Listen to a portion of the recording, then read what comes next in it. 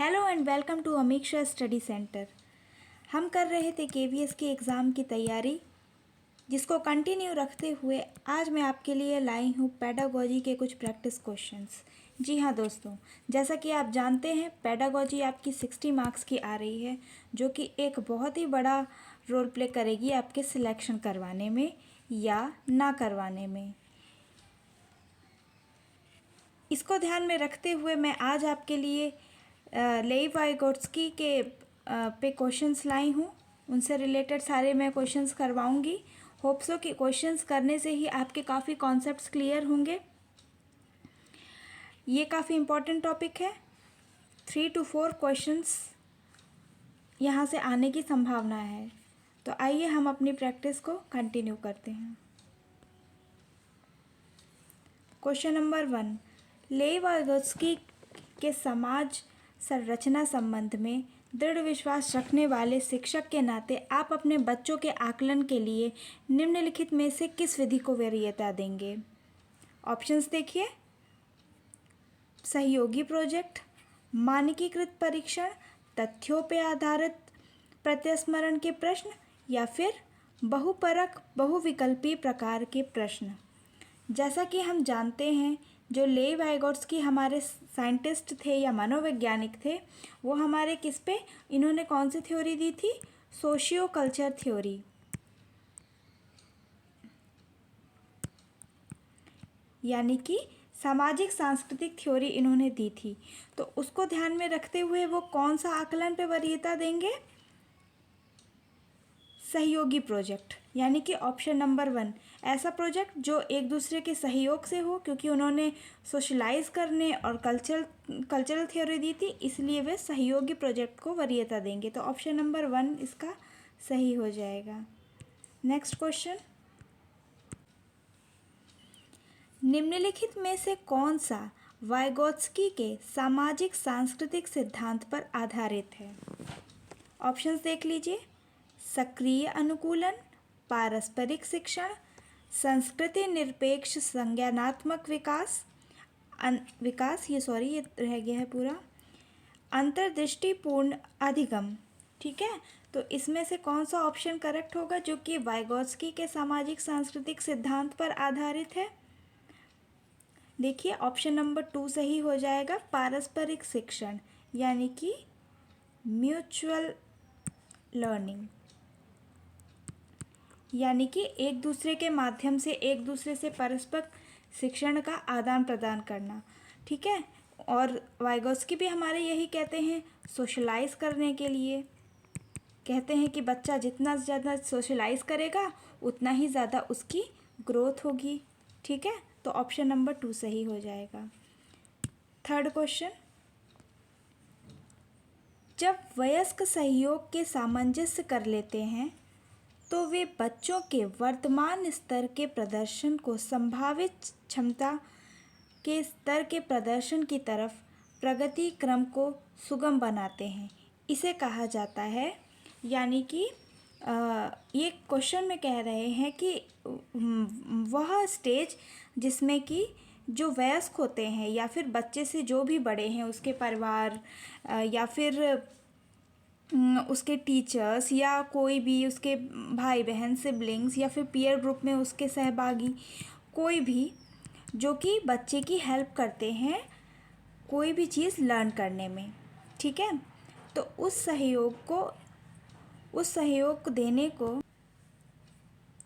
सहयोग देने की क्रिया को क्या कहा जाएगा? ऑप्शंस देखिए। सहयोग देना, सहभागी अधिगम, सहयोगात्मक अधिगम या समीपस्थ विकास।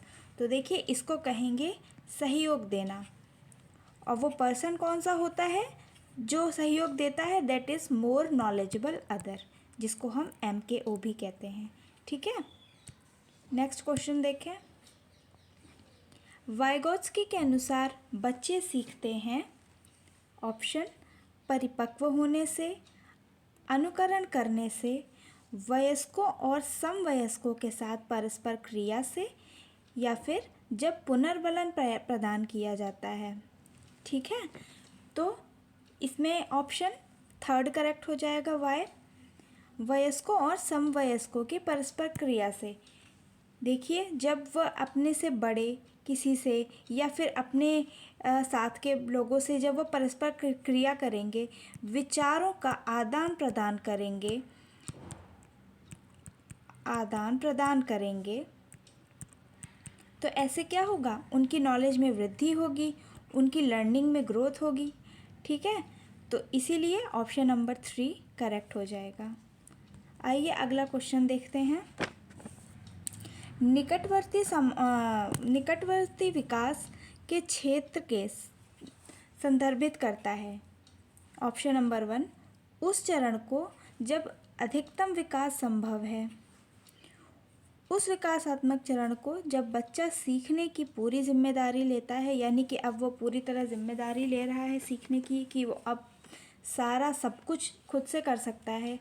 या फिर थर्ड ऑप्शन, एक संदर्भ को जिसमें बच्चे सहयोग के सही स्तर के साथ कोई कार्य लगभग स्वयं कर सकते हैं, यानी कि लगभग, यहाँ पे देखिए संदेह है, लगभग वो कर सकते हैं, श्योर नहीं है कि बच्चा खुद से पूरा करने ही लगा है।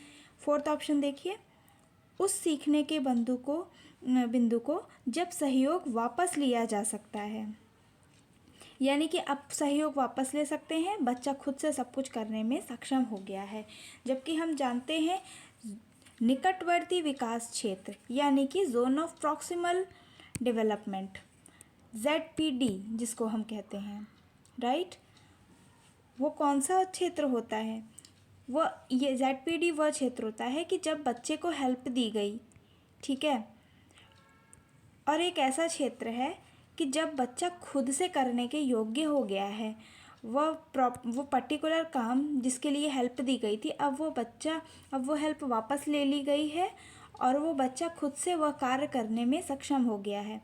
उसी के बीच का जो अंतर होता है, उस क्षेत्र को हम बोलते हैं निकटवर्ती विकास क्षेत्र या ZPD, zone of proximal development.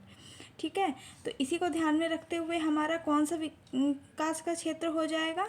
Option number 3, इस संदर्भ में जिसमें बच्चे सहयोग के सही स्तर के साथ कोई काम लगभग स्वयं कर सकते हैं, क्योंकि श्योरिटी नहीं है, बीच का एरिया है ना, श्योर नहीं है। अगर श्योर होते तब तो बच्चा खुद से कर लेता। ठीक है, इसीलिए बीच का रास्ता निकालेंगे, इसीलिए लगभग स्वयं कर लेते हैं वाला ऑप्शन सही हो जाएगा, यानी थर्ड ऑप्शन करेक्ट हो जाएगा। आइए अगला क्वेश्चन हम देखें। देखिए, इसी तरीके से आप लोग ना ऑप्शंस पढ़ के बहुत ध्यान से ऑप्शंस पढ़ने हैं कि किस में क्या बोला गया है। जैसे कि अभी हमने देखा कि कई बार हमको भाषा पे बहुत ज़्यादा ध्यान देना है जो ऑप्शंस में लिखे, क्योंकि कई बार भाषा ही क्वेश्चन आपको आ रहा होता है क्वेश्चन, लेकिन कई बार लैंग्वेज टफ होने के कारण समझने में थोड़ी सी प्रॉब्लम हो सकती है। इसीलिए बहुत ध्यान से ऑप्शंस पढ़ें। इन्हीं ऑप्शंस में आंसर है, आपको अलग से कहीं से कुछ सोच के नहीं लिखना है। इन्हीं 4 ऑप्शंस में से कोई भी एक आंसर होता है, इसीलिए बहुत ध्यान से पढ़ें। आइए अगला क्वेश्चन हम पढ़ें। निम्नलिखित में से कौन से युग्म की सही होने की संभावना सबसे कम है? देखिए ऑप्शन, बच्चे भाषा के बारे में निश्चित ज्ञान के साथ प्रवेश करते हैं, ऐसा कहा है चॉम्स्की ने। अच्छा, सेकंड ऑप्शन, भाषा और विचार प्रारंभ में 2 विभिन्न गतिविधियां हैं, ऐसा कहा है वाइगोत्स्की ने। पियाजे कह रहे हैं भाषा विचार पर आधारित है, और BF स्किनर जी कह रहे हैं कि भाषा वातावरण में एक उद्दीपक है। तो देखिए, चॉम्स्की का जो भाषा पे उन्होंने किया था, अपनी थ्योरी दी थी, तो इसमें तो उन्होंने यही कहा था, ये बिल्कुल करेक्ट है कि बच्चे भाषा के बारे में निश्चित ज्ञान के साथ प्रवेश करते हैं। वाइगोत्स्की जी कहते हैं कि भाषा और विचार दो स्वतंत्र चीज़ें हैं। ठीक है, तो इसीलिए इस हिसाब से ये सेंटेंस भी वाइगोत्स्की के हिसाब से सही है। पियाजे जी कहते हैं भाषा विचार पर आधारित है। उनका मतलब है कि फर्स्ट पहले विचार आता है और देन उसको फॉलो करते हुए भाषा आती है। जबकि हमारे Vygotsky on the other hand क्या कहते हैं कि पहले भाषा आती है देन विचार आता है। उस हिसाब से जो हमारा ऑप्शन नंबर 4 है वो रॉन्ग हो जाएगा कि ऐसा ये वातावरण एक भाषा वातावरण में एक उद्दीपक है। ये बात वी.एफ. स्किनर ने कही है, ये बात रॉन्ग है, इसीलिए यह सबसे कम संभावना है। तो ऑप्शन नंबर 4 इस क्वेश्चन का सही आंसर हो जाएगा। आइए अगला क्वेश्चन देखें। यह तथ्य कि बच्चों को सांस्कृतिक रूप से प्रासंगिक ज्ञान की आवश्यकता होती है निम्नलिखित में से किस व्यक्ति से संबंधित है? ऑप्शंस देखिए, Charles Darwin, B F. Skinner, Urie ब्रॉनफेन या फिर लेव वाइगोत्स्की। तो आप देखिए, प्रश्न पढ़िए। यह तथ्य कि बच्चों को सांस्कृतिक रूप से प्रासंगिक ज्ञान की आवश्यकता होती है। देखिए, आप यहाँ से क्लू वाला सेंटेंस उठाइए। संस्कृति के बारे में किसने चर्चा की है? ऑब्वियसली आपके लेव वाइगोत्स्की ने सोशियो कल्चर थ्योरी दी है उन्होंने। और लैंग्वेज के बारे में क्या है? HCL आपको याद रखना पड़ेगा वाइगोत्स्की के संदर्भ में। ठीक है, तो इसमें ऑप्शन नंबर 4 करेक्ट हो जाएगा। आइए अगला क्वेश्चन देखें। लेव वाइगोत्स्की के अनुसार ऑप्शन नंबर 1, वयस्कों और साथियों से अन्योन्याक्रिया करने का भाषा के विकास में कोई प्रभाव नहीं पड़ता। भाषिक विकास मानव चिंतन के स्वभाव को बदल देता है। भाषिक विकास में संस्कृति की भूमिका बहुत कम होती है। बच्चे भाषा अर्जन करने की एक युक्ति से कोई भाषा सीखते हैं। देखिए, ऑप्शन नंबर 1 अगर हम देखें कि इसमें बोल रहा है कि वयस्कों और साथियों से अन्योन्याक्रिया यानी कि आदान प्रदान करने से, कम्युनिकेशन करने से भाषा में कोई विकास नहीं होता, ऐसा ये वाइगोत्स्की ने कुछ नहीं कहा है। क्योंकि उन्होंने तो कहा है कि कम्युनिकेशन करने से आपकी भाषा में विकास होगा और आपका डेवलपमेंट ज़्यादा होगा। ठीक है, तो ये ऑप्शन नहीं होगा। भाषिक विकास मानव चिंतन के स्वभाव को बदल देता है, ये ऑप्शन आपका बिल्कुल सही है। थर्ड ऑप्शन देखें, भाषिक विकास में संस्कृति की भूमिका बहुत कम होती है। नहीं, संस्कृति को तो उन्होंने बहुत ज़्यादा प्रमोट किया है। बच्चे भाषा अर्जन करने की किसी एक युक्ति से भाषा सीखते हैं। नहीं, ठीक है, यहाँ पे लिमिटेशंस लगा दी गई, इसलिए ऑप्शन भी नहीं होगा। तो सेकंड ऑप्शन करेक्ट है। अगले प्रश्न पे हम आते हैं। निम्नलिखित में से कौन सा कथन भाषा और विचार के बारे में पियाजे वाइगोत्स्की के दृष्टिकोण से का सही वर्णन करता है? यहाँ पे हमको भाषा और विचार को लेके जो पियाजे और वाइगोत्स्की में जो अपने पॉइंट ऑफ व्यू हैं उसके बारे में हमको सही सेंटेंस चूज़ करना है। देखिए ऑप्शन, वाइगोत्स्की के अनुसार पहले विचार जन्म लेता है और पियाजे के अनुसार पहले भाषा का विचार पर भारी प्रभाव होता है। तो देखिए, ये तो उल्टा लिखा है। वाइगोत्स्की के अनुसार भाषा होती है जबकि पियाजे के अनुसार विचार होता है। सेकंड ऑप्शन, इसलिए ये तो रॉन्ग हो गया। सेकंड ऑप्शन देख लेते हैं।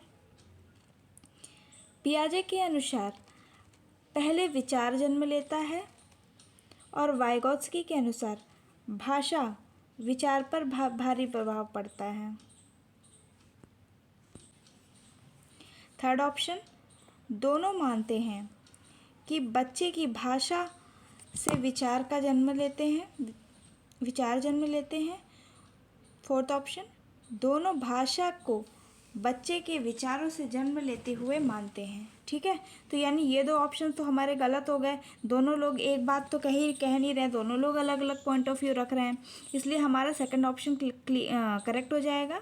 क्या कि पियाजे के अनुसार पहले विचार जन्म लेता है और वाइगोत्स्की के अनुसार भाषा का विचार पर भारी होने का प्रभाव करता है। यानी कि वाइगोत्स्की कहते हैं कि भाषा और विचार दोनों स्वतंत्र हैं। ठीक है, जबकि पियाजे के अनुसार फर्स्ट विचार कम, देन फॉलोड बाय भाषा। राइट, आइए अगला प्रश्न पे आते हैं। वाइगोत्स्की के अनुसार जब एक वयस्क बच्चे के निष्पादन के वर्तमान स्तर को सहयोग द्वारा विस्तारित करता है तो इसे क्या कहते हैं? ऑप्शन नंबर 1, खोजपूर्ण अधिगम या फिर समीपस्थ विकास क्षेत्र। थर्ड, पाड़ या ढांचा। या फिर फोर्थ अंतःक्रिया व्यक्तिनिष्ठता। ठीक है, तो इसमें क्या क्वेश्चन क्या कह रहा है, एक बार फिर से पढ़ लें। जब एक वयस्क कॉमा होना चाहिए बच्चे के निष्पादन के वर्तमान स्तर के सहयोग द्वारा विस्तारित करता है तो इसे क्या कहते हैं। ठीक है, तो वो एक्चुअल में जब किसी की हेल्प कर रहा होता है, किसी बच्चे की उसको ग्रो करने में, उसको उसके लर्निंग में, तो उसको क्या कहता है, वह एक्चुअल में क्या कर रहा होता है, एक ढांचा तैयार किया कर रहा होता है, उसको स्कैफोल्डिंग प्रोवाइड कर रहा होता है। ठीक है, तो यहाँ ऑप्शन थर्ड करेक्ट हो जाएगा। खोजपूर्ण अधिगम हमीपस विकास क्षेत्र नहीं, यह वो पार ढांचा यानी कि स्कैफोल्डिंग दे रहा होता है, तो ऑप्शन नंबर थर्ड करेक्ट हो जाएगा। आइए अगला क्वेश्चन देखें। डैश के अनुसार बच्चों को चिंतन के बारे में सामाजिक प्रक्रियाओं और सांस्कृतिक संदर्भ के प्रभाव को समझना आवश्यक है, ऐसा किसने कहा है। लॉरेंस कोलबर्ग, जीन पियाजे, लेव वाइगोत्स्की या फिर अल्बर्ट बंडूरा। ठीक है, तो जैसा कि आप जानते हैं सामाजिक सांस्कृतिक संदर्भ में लेव वाइगोत्स्की ने ही कहा है। जीन पियाजे की तो कॉग्निटिव थ्योरी है, ठीक है, संज्ञानात्मक विकास की है। कोलबर्ग का नैतिक विकास का सिद्धांत है और अल्बर्ट बंडूरा ने हमारे अवलोकन का सिद्धांत दिया है।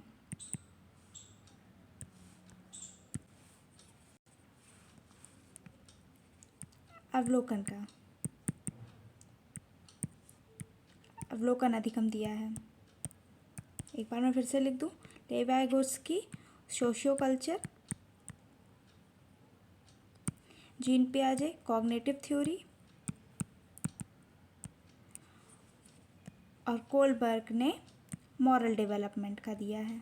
ठीक है, इसे तो हमारा थर्ड ऑप्शन करेक्ट हो जाएगा। तो ये तो थे हमारे कुछ क्वेश्चंस जो कि लेव वाइगोत्स्की पे आधारित थे। ऐसे और भी क्वेश्चंस की और टॉपिक्स की प्रैक्टिस करने के लिए हमारे चैनल से जुड़े रहिए। चैनल को सब्सक्राइब करिए, वीडियो को लाइक करें and do share with your family and friends. Thank you for watching video.